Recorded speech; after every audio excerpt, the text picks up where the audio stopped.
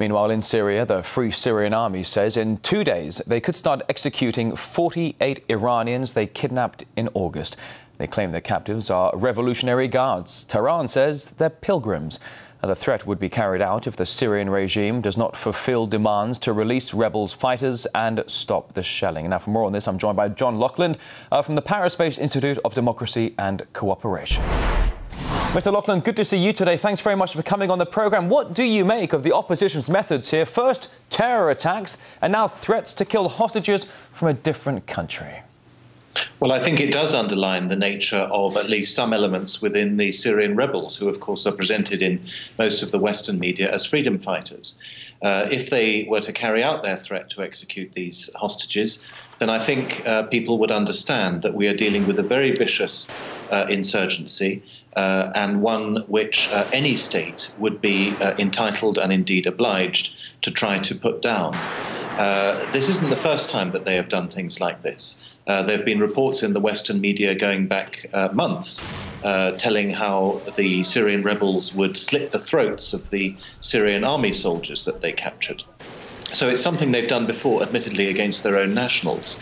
But it does show another very important point, which I'd like to stress, and that is, in virtue of the fact that they have captured these Iranians, we can see now how intervention in the Syrian civil war, intervention practiced, of course, initially by the West, by Turkey and by its Western allies in the Gulf, has led to an escalation of intervention by other powers, in this case Iran. And in my view, this is the iron rule of interventionism. Once you start, you never know where you're going to stop, because other countries end up intervening as well. And Iran, after all, has said that it will fight if there is any further Western military intervention in Syria. So we see the snowball effect here, created by Western interventions. All right, so John, as you say, it's possible, as you mentioned, that Iran is saying that it could get involved, that it's willing to fight if indeed it is drawn into the conflict. John, if I may for a moment, the latest news now from the Syrian rebels getting reports that they've seized an air defence base with a cache of missiles just outside Damascus. If that's indeed the case, how could that impact the course of the fighting, do you think? Well, obviously, these kinds of things show that the rebel force is a very considerable military force. I have to say that all other announcements of an imminent victory by the rebels have proved to be false. The battle for Aleppo was said to be decisive by the rebels at the end of September. That's only a week or so ago.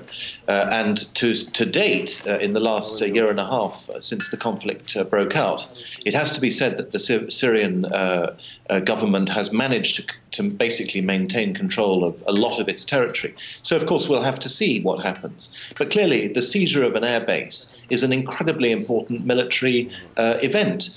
And if that seizure remains valid, then it will be an important military victory for the rebels. Well, John, let's address the past 48 hours or so regarding Syria and Turkey tensions now that this whole bill authorising cross-border military operations that Ankara has approved. Now, is it just perhaps possibly a warning to Syria, or could it be a first step towards a full-scale confrontation?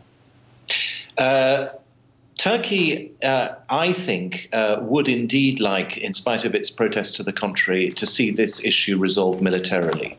I may be wrong about this, but Turkey has been in the forefront of the support for the rebels. Turkey is allowing the rebels to be trained and armed inside Turkey and then to cross over into Syria. Its interference, its intervention in the Syrian conflict has been extremely important, indeed decisive. Turkey says it doesn't want a war, but this is now the second time that Turkey has been involved in a military conflict with Syria. You'll remember, I'm sure your viewers will too, that a Turkish aircraft was shot down a few months ago. And Turkey at that stage also tried, but failed, to use that as a pretext for some kind of military response. This latest parliamentary resolution is another attempt to do the same thing. So I think Turkey's role in this is very questionable indeed.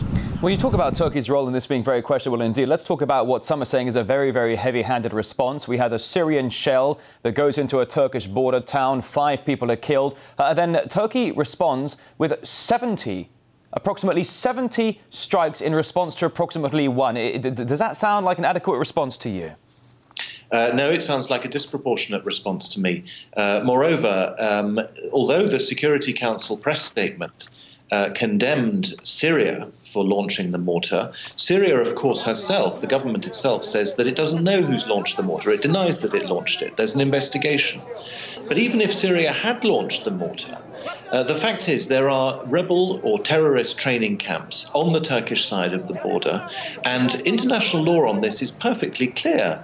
If one state supports armed rebels in a neighboring state or in another state, then that state, the state which is the victim of those rebel attacks, is completely entitled in international law to take measures against them. So I disagree with the Security Council press statement that this is necessarily a violation of international law by Syria. We will have to wait and see whether it's proven that the mortar was launched by them. And even if it was, there might be grounds for arguing that they had acted in conformity with international law. All right, John Laughlin, the director of the Institute of Democracy and Cooperation. Many thanks for coming on RT today. Thank you.